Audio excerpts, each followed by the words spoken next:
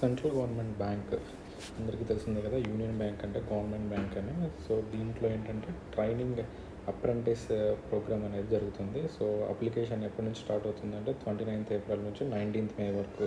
So ఇంకా 1 week మాత్రమే time ఉంది. సో ఇదేంటంటే రెగ్యులర్ జాబ్ అయితే కాదు, ముందే చెప్తున్నా. సో మీరు చూసుకొని అప్లై చేసుకోండి. సో టోటల్ ఎన్ని ఉన్నాయంటే 1865 ఉన్నాయి. సో చాలా ఉన్నాయి. మీరు ఎవరైనా బ్యాంక్ ఆస్పిరెంట్స్ ఎవరైనా ఉంటే మాత్రం ఖచ్చితంగా అప్లై చేసుకోండి. చిన్న ఎగ్జామ్ అయితే ఉండేది దీనికి.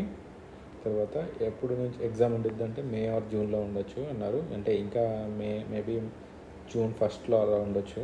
హార్డ్ కాపీస్ ఏం పంపించాల్సిన అవసరం లేదు, ఆన్లైన్ అప్లికేషనే సరిపోతుంది.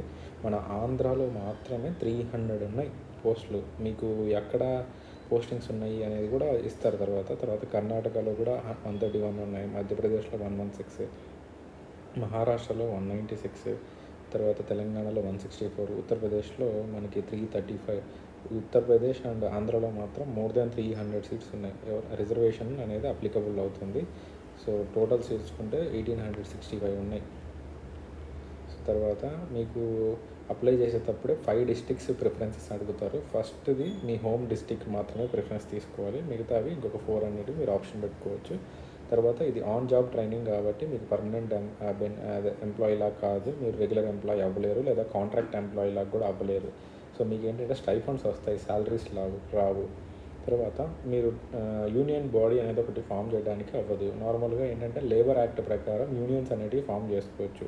సో ఇక్కడ ఏంటంటే ఇది ట్రైనింగ్ కాబట్టి మీరు యూనియన్ లేబర్ యాక్ట్ కూడా మీకు వర్తించదు. సో మీకు యూనియన్ బాడీస్ అనేటివి ఫామ్ చేయడానికి అవ్వదు. అంటే స్టూడెంట్స్ యూనియన్, లేకపోతే చైర్మన్స్, ఇట్లా సంథింగ్ ఒక యూనియన్ బాడీస్ ఉంటాయి కదా, సో అలాంటివి ఫామ్ చేయడానికి అవ్వదు. ఎలిజిబిలిటీ క్రైటీరియా చూసుకుంటే నేషనల్ ఇండియన్ అయితే సరిపోతుంది. 20 to 28 ఇయర్స్ అనేది ఏజ్ లిమిట్. ఏజ్ రిలాక్సేషన్ ఉండేది రిజర్వేషన్ వైజ్గా. తర్వాత ఎడ్యుకేషనల్ క్వాలిఫికేషన్స్ ఏంటంటే ఒక గ్రాడ్యుయేట్ అయి ఉండాలి, ఏ డిగ్రీ అయినా కంప్లీట్ చేసి ఉంటే సరిపోతుంది, విత్ రికగ్నైజ్డ్ యూనివర్సిటీ అంతే. తర్వాత ఒకవేళ మీకు మార్క్ షీట్ డిగ్రీ సర్టిఫికేట్ రాలేదనుకోండి, మార్క్ షీట్స్, ప్రొవిజనల్ సర్టిఫికేట్స్ ఉంటే సరిపోతుంది.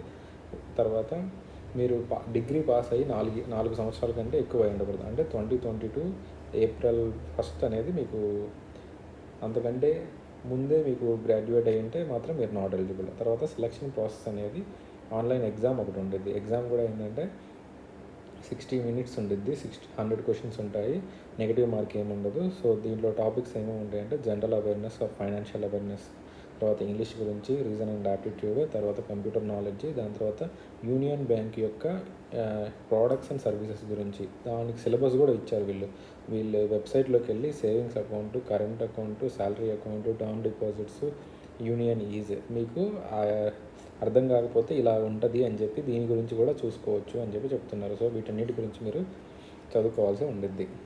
అవన్నీ కాదు అనుకుంటే ఈ వెబ్సైట్లలోకి వెళ్తే లింక్ మీకు దాని గురించి సరిపోతుంది. తర్వాత మీరు ఒకవేళ మీ ఫస్ట్ ప్రిఫరెన్స్ హోమ్ డిస్ట్రిక్ట్ పెట్టుకుంటారు కదా, ఆ డిస్ట్రిక్ట్ పెట్టుకున్నప్పుడు మీకు ఆ లోకల్ లాంగ్వేజ్ అనేది చదవడానికి, రాయడానికి, అర్థం చేసుకునేలాగా ఉండాలి మీరు మాట్లాడేదానికి కూడా. తర్వాత ఆంధ్రాకి, తెలంగాణకి తెలుగు మాత్రమే. నేను ఇంకా ఉర్దూ అట్లాంటివి ఏమన్నా ఉంటాయేమనుకున్నా, లేదు, ఆంధ్ర అండ్ తెలంగాణకి తెలుగు మాత్రమే ఉంది. తర్వాత ఫైనల్ సెలక్షన్ ఏంటంటే మీకు కట్ ఆఫ్ మార్క్స్ వస్తాయి కదా ఈ ఎగ్జామ్లో. తర్వాత వెరిఫికేషన్ జరుగుతాయి, డాక్యుమెంట్స్ ఏంటివి, ప్రైమరీ డాక్యుమెంట్స్ అన్నిటి. దాని తర్వాత మీకు పాసింగ్ సర్టిఫికేట్ ఉంటుంది కదా, అదే ప్రొవిజనల్ సర్టిఫికేట్ లేకపోతే డిగ్రీ సర్టిఫికేట్ అవి. దాని తర్వాత మీరు మెడికల్లీ ఫిట్ ఉంటే సరిపోతుంది. తర్వాత మీ డ్యూరేషన్ ఏంటంటే 1 year వరకు ఉండిద్ది. స్టైఫండ్స్ అనేటివి ఏంటంటే 15,000, రూరల్లో ఉంటే 15,000, లేదంటే సెమీ అర్బన్లో ఉన్న 15,000, అర్బన్లో ఉంటే 18,000, మెట్రోలో ఉంటే 20,000 అనేది ఇస్తారు. ఇప్పుడు 20,000 ఎవరికి ఇస్తున్నారు చెప్పండి? ర్యాపిడో చేసుకునేటోళ్ళు రోజంతా కష్టపడి నెల మొత్తం చేస్తే 20,000 కూడా రావట్లేదు వాడికి. సో చూసుకోండి మీరు, మంచి ఆపర్చునిటీస్ వదులుకోకూడదు. ఇంకొకటి మెయిన్ డ్రాబ్యాక్ ఏంటంటే మినిమం బేసిక్ అలవెన్సెస్ కూడా ఇవ్వరు, లైక్ రూమ్ కానీ, హాస్టల్స్ కానీ, ఏది కూడా ఇవ్వరంట వీళ్ళు. సో ఇంకొకటి ఏంటంటే మీకు హాలిడేస్ మాత్రం బ్యాంక్కి ఎన్ని హాలిడేస్ ఉంటాయో అన్ని హాలిడేస్ మీకు కూడా వర్తిస్తాయి. దాంతోపాటు మంత్ అయిపోయిన తర్వాత 1 month తర్వాత మీకు ఒక క్యాజువల్ లీవ్ వస్తుంది.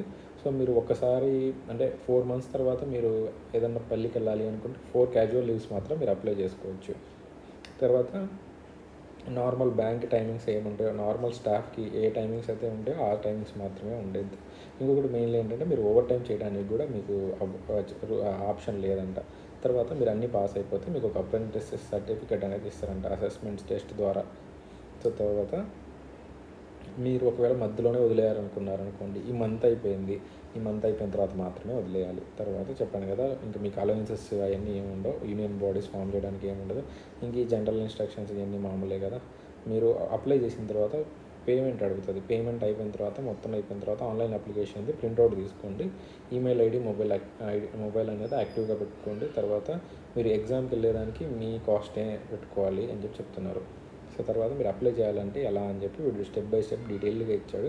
వెబ్సైట్లోకి వెళ్తే సరిపోతుంది, అన్నీ వాడే చెప్తాడు. పర్సనల్ డీటెయిల్స్, డాక్యుమెంట్స్ అన్ని పోర్టల్కి వెళ్ళి సబ్మిట్ కొట్టి పేమెంట్ చేయాలా. ఒక్కొక్క డాక్యుమెంట్ ఎంత సైజు ఉండాలి అని చెప్పి కూడా ఇచ్చాడు. సో అలా. తర్వాత అప్లికేషన్ ఫీజు వచ్చేసరికి జనరల్ అండ్ ఓబీసీ వాళ్ళకి 944, జనరల్ ఓబీసీ ఫీమేల్స్కి అయితే 708, ఎస్సీ ఎస్టీస్కి అయితే 236, మిగతా వాళ్ళందరికీ కూడా 236 ఉంది. తర్వాత హెల్ప్ ఫెసిలిటీస్ వచ్చేసరికి ఇది. మీకు ఏదైనా డౌట్ ఉంది, అర్థం కావట్లేదు, మేము ఎలిజిబిలిటీ అవుతామా లేదా అనేవి ఈ మెయిల్ చేస్తే సరిపోతుంది. తర్వాత ఇంకొకటి ఏంటంటే, మీరు ఎగ్జామ్ ఏంటంటే కెమెరా ఎనేబుల్డ్ డెస్క్టాప్, లేదంటే ల్యాప్టాప్, లేదంటే ట్యాబ్లెట్, లేదంటే స్మార్ట్ ఫోన్లో ఎగ్జామ్ రాయొచ్చు అని చెప్పి ఉంది. మరి మేబీ 900 కట్టించుకున్న వాళ్ళు మన ఫోన్లో ఎగ్జామ్ రాస్తామంటే నాకు తెలిసి ఒప్పుకోరు. ఎగ్జామ్ సెంటర్స్ అయితే ఇస్తారని అనుకుంటున్నాను. ఇఫ్ ఇన్ కేస్ ఇవ్వకుండా మనకి ఓన్లీ ఫోన్లో మాత్రమే ఎగ్జామ్ అంటే మనం కొంచెం ఏదన్నా గ్యాంబ్లింగ్ అలాంటివి చేయొచ్చు. కానీ మీరు అలాంటివి చేయకుండానే ఉండండి. చూసారుగా ఇప్పుడు నీట్ ఎగ్జామ్ ఎలా అయిందో. సో అలాగా.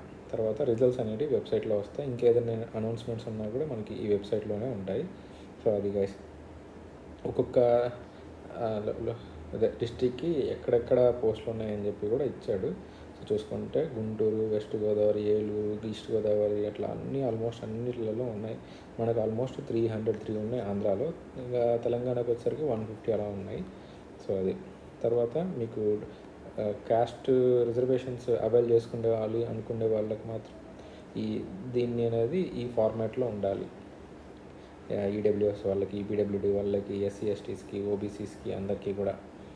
సో అది గైస్. ఎవరైనా బ్యాంక్ ఇంట్రెస్టెడ్ ఉంటే ఇలాంటి అప్రెంటిసెస్ ప్రోగ్రామ్స్ అనేటివి చేసుకోండి, మీకు బాగా యూజ్ అవుతాయి. ఎందుకంటే మీకు ఏదో ఒక చోట ప్రైవేట్ బ్యాంకులో అయినా మీరు జాబ్ కొట్టేదానికి మీకు ఆప్షన్స్ ఎక్కువ వస్తాయి. ఏదో ఒకటి అంటే మీకు బ్యాంక్ ఫెమిలియారిటీ ఉందనుకోండి, యాక్చువల్ బ్యాంకులో ఏం జరుగుతుంది, మనం చదివేటప్పుడు మనకి చాలా డౌట్స్ వస్తూ ఉంటాయి. సో అది మనం రియల్ ప్రాక్టీస్లో ఆ సిస్టమ్ ఏంటి, అది ఎలా వర్క్ చేస్తుంది అని తెలుసుకుంటే మనకి 99% అనేది అర్థమవుతుంది. సో చూడటం వేరు, చేయడం వేరు కదా.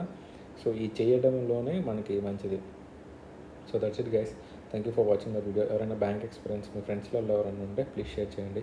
ఇంకొకటి, చాలామంది వీడియోస్ చూస్తున్నారు కానీ సబ్స్క్రైబ్ చేయట్లేదు, లైక్ చేయట్లేదు. ప్లీజ్ మీకు నా వీడియో 1% ఉపయోగపడినా కూడా ప్లీజ్ సబ్స్క్రైబ్. ఇలాంటి వీడియోస్ కోసం చూస్తూ ఉండండి.